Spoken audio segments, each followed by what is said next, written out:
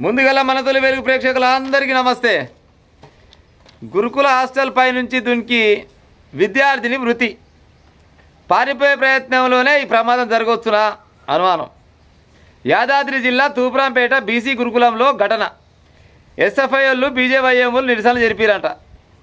విద్యార్థిని కుటుంబానికి 5 లక్షలు చెల్లించేందుకు స్కూల్ అధికారుల చేత ఏమంటారు హామీ ఇప్పించారంట. ఏ హామీ ఇప్పించినా పోయినా అమ్మాయి మళ్ళీ వస్తుందా? రాదు. హరీష్ రావు సార్ ఏమంటాడు, ఎంతో కొంత రాజకీయం చేయాలిగా మరి. దీన్ని కూడా 20 నెలల్లో 93 మంది గురుకులాల విద్యార్థులు మృతి.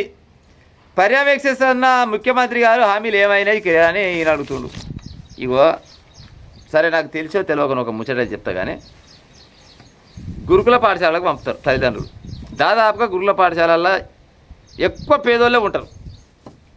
ఇప్పుడు అమ్మాయి పారిపోదామని దుంకిందేమో అని కొంతమంది అయితే అంటారు. మరి పారిపోదామని దుంకిందా లేకపోతే ఆత్మహత్య చేసుకుందామని దుంకిందా మనకైతే తెలియదు. ఇప్పుడు 5వ తరగతి చదువుతుందంట.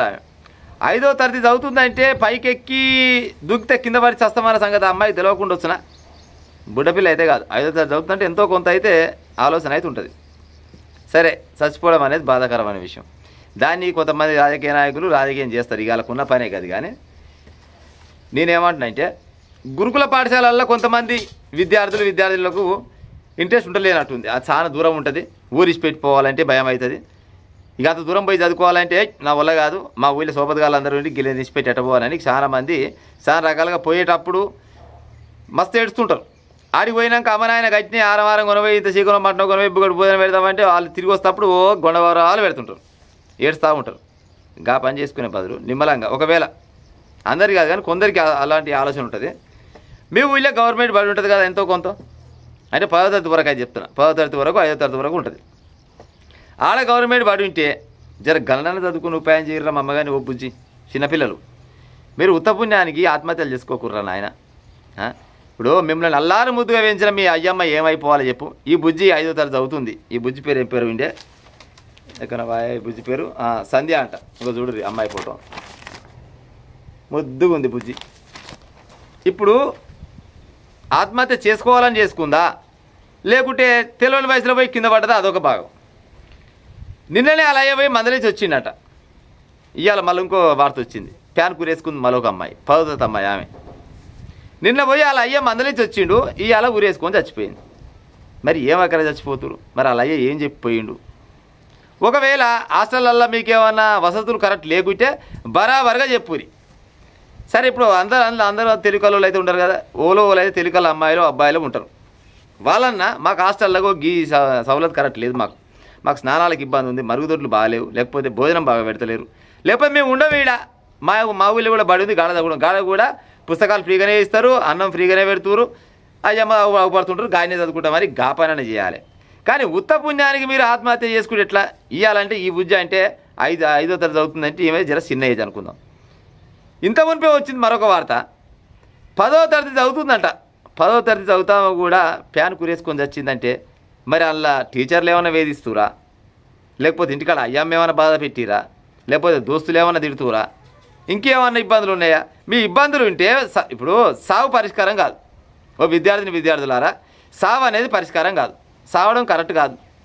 మీకు ఎలాంటి ప్రాబ్లం ఉన్నా కానీ అయ్యమ్మ కన్నా చెప్పాలి, లేదా అయ్యమ్మతోటి ఏమైనా ఇబ్బంది ఉంటే సార్ల కన్నా చెప్పాలి, వాళ్ళతోటి వీళ్ళతోటి ఇబ్బంది ఉంటే దోస్తుల కన్నా చెప్పాలి. అది లేకుంటే మాలాంటి మీడియాలకు చెప్పినా కానీ మీ ప్రాబ్లం ఏమైనా సాల్వ్ చేసే ఉపాయం చేస్తాం. కానీ ఉత్త పుణ్యానికి పానాల మీదకి తెచ్చుకుని ఉపాయం చేయకూరి. ఏడు చదివిన ఈ కాలాన్ని దాదాపుగా అయితే గవర్నమెంట్ వాళ్ళు దాదాపు ప్రతి ఊర్లో ఉన్నట్టే ఉన్నాయి. కొన్ని ఊర్లలో లేకుంటే లేవేమో కానీ దాదాపుగా 99% ఉన్నట్టే ఉన్నాయి. 5వ తరగతికి ఉన్నాయి కొన్ని కాడ, 10వ తరగతికి ఉన్నాయి కొన్ని కాడ. ఇక ఈ మధ్యలోనే కొత్తగా విద్యా వ్యవస్థ ఒకటి మొదలుపెట్టారు.